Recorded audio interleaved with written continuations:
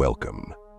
You are about to witness one of the most dramatic and decisive chapters in history, Napoleon's campaign in Russia, an event that would seal the fate of the French Empire. But before we dive into the battles and their consequences, it is essential to understand what led Napoleon Bonaparte to make this fateful decision. Napoleon was not just a general, he was a visionary, a man obsessed with shaping Europe in his image.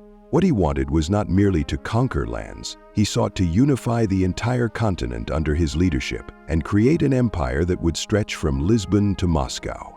To him, Russia represented both an opportunity and a threat because of its refusal to adhere to the continental system, and an opportunity to consolidate his power once and for all. The continental system was a strategy created by Napoleon to economically isolate Great Britain, and part of this plan involved ensuring that all European nations adhered to this blockade.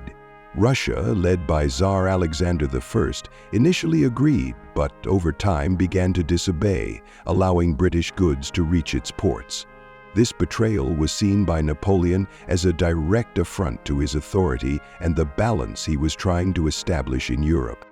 Furthermore, Napoleon believed that Russia was the main obstacle to his total dominance of Europe.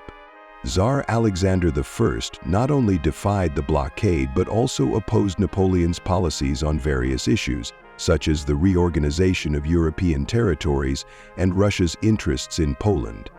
To Napoleon, Russia's neutrality was a threat in itself, as the Tsar could easily ally with Great Britain or even provoke other powers against him.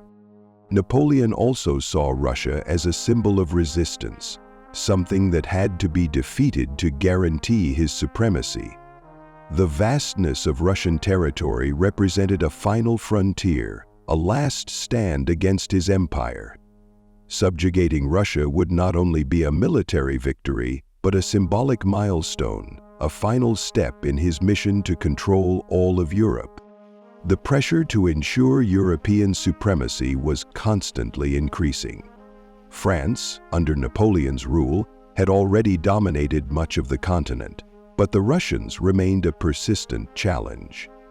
Napoleon believed that if he did not take drastic action, Russia would become a major threat to his empire, and his vision of a unified European empire could be destroyed. Another important reason was Napoleon's desire to defeat any pockets of revolt within his empire.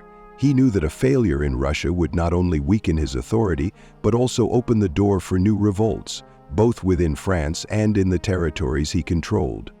Russia had to be neutralized to prevent his allies from turning against him. Napoleon also wanted to force Tsar Alexander I to sign a treaty that would ensure Russia's subordination to France. He imagined that by invading Russian territory he would compel the Tsar to yield. However, he underestimated the Russian people's spirit of resistance and the logistical and climatic difficulties he would face in the vast terrain. The invasion of Russia was also seen as a way to consolidate his position as Europe's greatest leader. After defeating so many nations, Napoleon wanted to ensure that Russia, an imperial power in its own right, would not be a future threat. For him, dominating Russia would be the final proof of his greatness and the superiority of the French Empire. On a broader perspective, the Moscow campaign was also Napoleon's attempt to redefine the balance of power in Europe.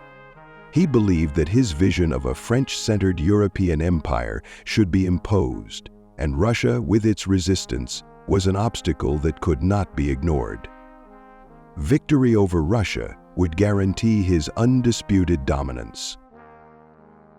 Finally, Napoleon saw the campaign in Russia as a way to show the world that he was invincible. He believed that any obstacle, no matter how immense, could be overcome with strength and determination. This unshakable belief in his own ability was what drove him forward, despite the warnings and difficulties he was beginning to perceive. Now, throughout this series, we will explore the aftermath of this decision and how it altered the course of history. What do you think motivated Napoleon to take such a radical step?